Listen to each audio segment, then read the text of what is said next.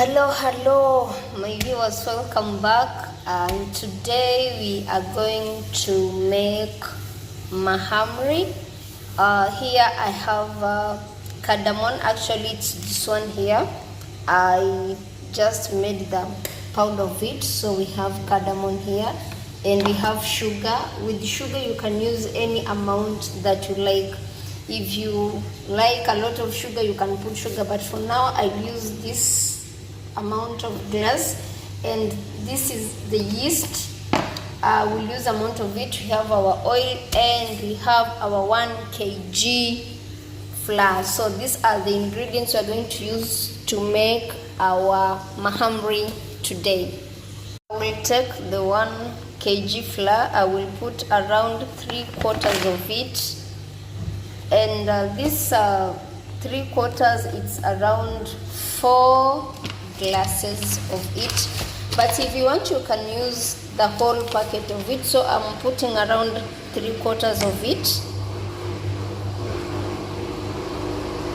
And as always, I said I always measure with my eyes. So we have our flour here, and I will take just the cardamom and put together.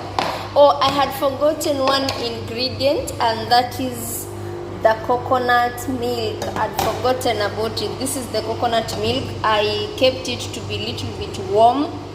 It's not that hot and not that cold, it's just warm. So I have there. Then next I'm going to put our sugar, and for the 3/4 glass, I use for 1 kg flour. And next we are going to our yeast.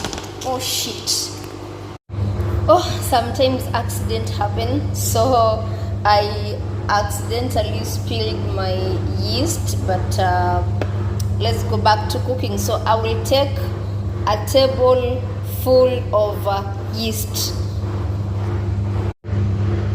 So I've taken 1 tablespoon of yeast. Actually, the yeast you can use, if you have the sachet yeast, the better. You can use only 1 sachet. It's around 250 grams. If you have that sachet, that one, you can just put it. For now, I'll put 1 tablespoon of yeast. Then I will go ahead to mix them using my hand. Actually, the container I have for the yeast, this cover is heavier than the other one down. That's why when I opened it went off. So if you have a nice container, then it's better for you. So we go ahead, mix the dry ingredients together.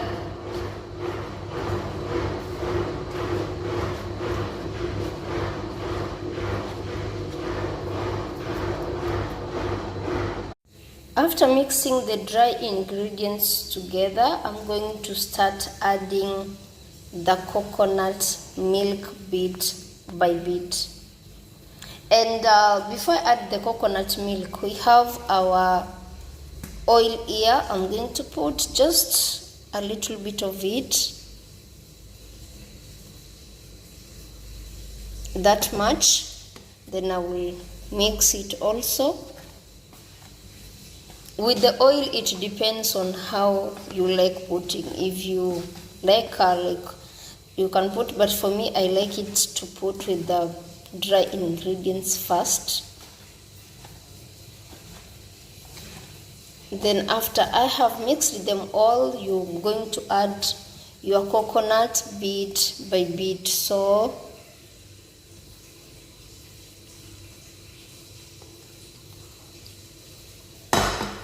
then you continue mixing. You continue mixing. So I will transfer it from here to here, so that I will need it for around 10 minutes, so that it will be soft. First, the little flour that I remained here, I'm going to use it to keep on my surface like so. Then I'm going to transfer it from here to here. So I will continue kneading it for around 10 minutes, so that the flour can be mixed, the ingredients can be mixed well, and until the flour is soft and elastic.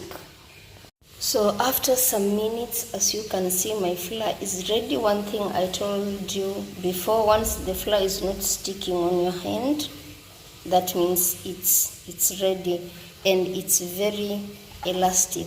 So our flour is ready. I'm going to put it together. Then I will put it some oil outside, like I will coat it with oil, then I will put it back here and cover it for 45 minutes. So the reason why I'm covering it for 45 minutes, it's I'm waiting for the flour to rise. Remember, we used yeast. So I will keep it for 45 minutes, then from there we will continue with the other process. So for now, I'm going to just coat it with the oil and put it here. So I've just coated it with oil.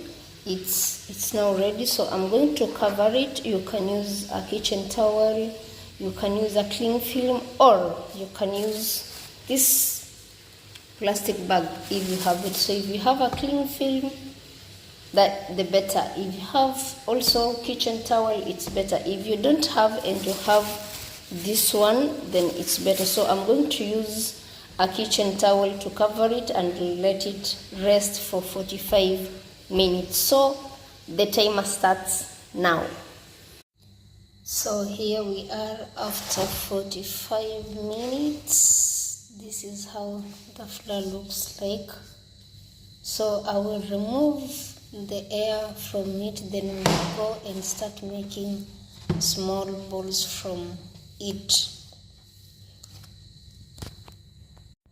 So for the next part, we are going to cut it into small balls, not that small, just medium.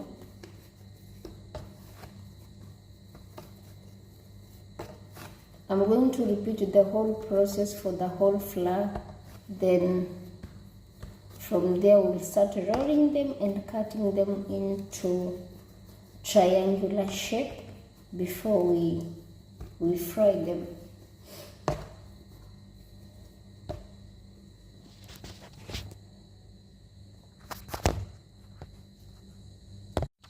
So this is how our balls look like, and I will start taking one by one, rolling it and cutting it into a triangular shape.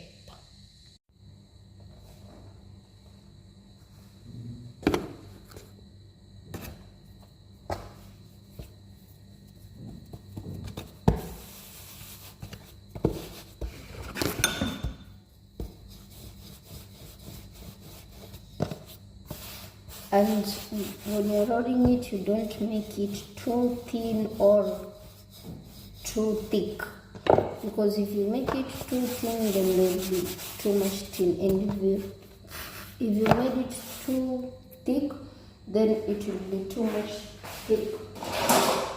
So I will go ahead, take my knife, and I'm going to cut it.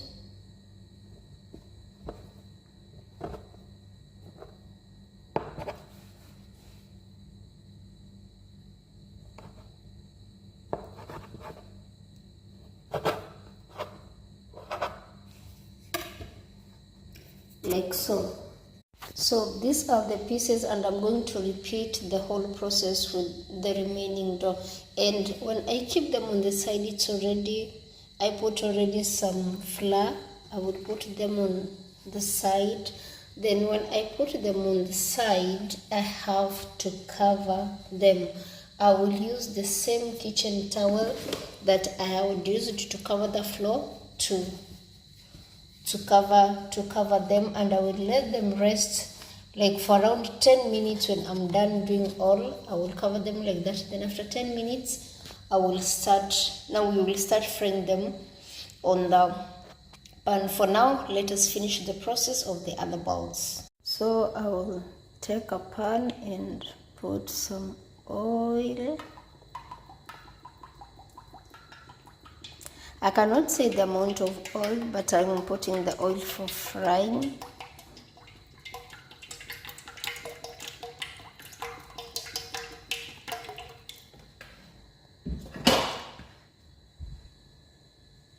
gas is already open, so I will let it get hot. Then from there, our balls are here, they're ready. We have covered them. Then from there I will be frying them. But yeah, so we are waiting for the oil to be hot, then we start the frying process. Once our oil is hot, I'm going to take one piece. I will start with the first ones that I made first. So I'll be taking one piece and putting it in the oil. It's not that hot.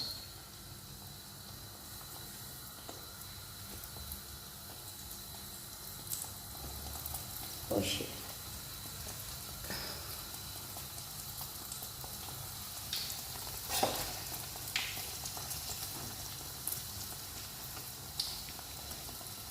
Then I'll make sure that they have even heat.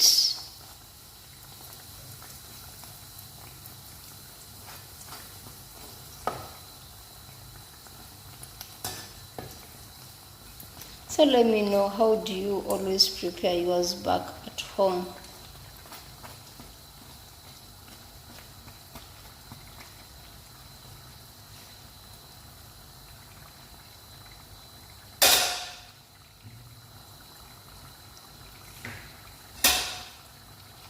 Okay, I keep turning them because I don't want them to burn, so they should be even on both sides.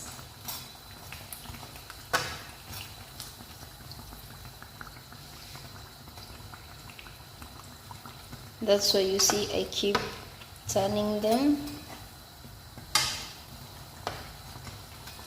Yeah, and